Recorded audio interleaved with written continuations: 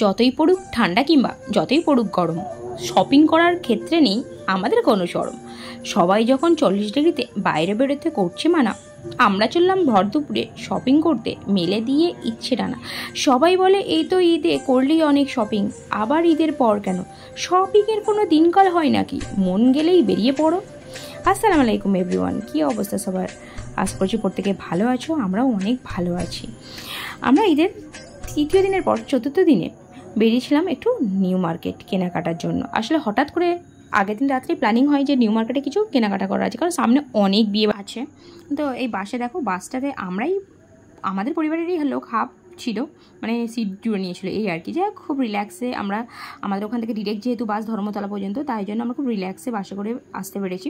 যে একটু নিউ মার্কেটে ঢুকতে দেখলাম মার্কেট সেইভাবে ভিড় নেই, কারণ প্রচণ্ড গরম, আর সেই অর্থে এই দুপুরের দিকে লোকের আনাগোনা সেরকম নেই। যাই হোক, আমরাই হয়তো অনেক পাগল, সবাই বলবে যে এত রোদেও এভাবে কেন বেরিয়েছি।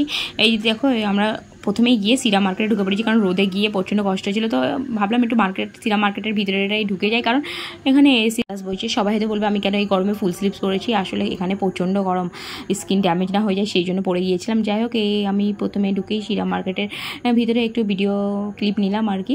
যাই হোক, ঈদের জন্য এখানে ডেকোরেশন খুব সুন্দর করা হয়েছিল।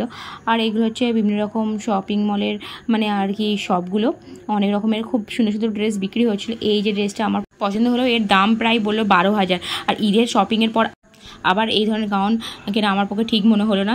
তো যাই হোক, ড্রেসটাকে টাটা বাই বাই বলে চলে এলাম। এরপর আমরা গিয়েছিলাম নিউ মার্কেটের ভিতরে বিভিন্ন শপগুলোতে। যাই হোক, আমরা যে ধরনের কালেকশন খুঁজছিলাম সেই ধরনের কালেকশন আমরা পাইনি। তবে হ্যাঁ, ঘুরতে ঘুরতে একটা দোকান আমাদের চোখে পড়লো, সেটা হচ্ছে রাজদীপ টেক্সটাইল। আর এখানে বেশ ভালো ভালো কালেকশন।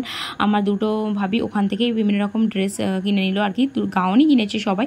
এরপর এদের সঙ্গে অ্যাটাচেই ছিল একটা শুজ শপ। তো খুব সুন্দর শুজের কালেকশান দেখে সত্যি কিনতে ইচ্ছা করছিল। যাই হোক, আমরাও এখান থেকে 3 জোড়া জুতো কিনেই নিয়েছিলাম। যাই হোক, এরপর আমরা বাইরে একটু ফুটপাতের দিকে দোকানগুলোকেও দেখছিলাম। আর যেহেতু ঘুরতে ঘুরতে ভীষণ খিদে পেয়ে গেছিলো, আমরা খাওয়া দাওয়া করে আবার আমাদের বাড়ির পথে রওনা দিলাম। আজকের ভিডিওটা এই পর্যন্ত। ভালো লাগলে অবশ্যই লাইক কমেন্ট শেয়ার করো। টাটা।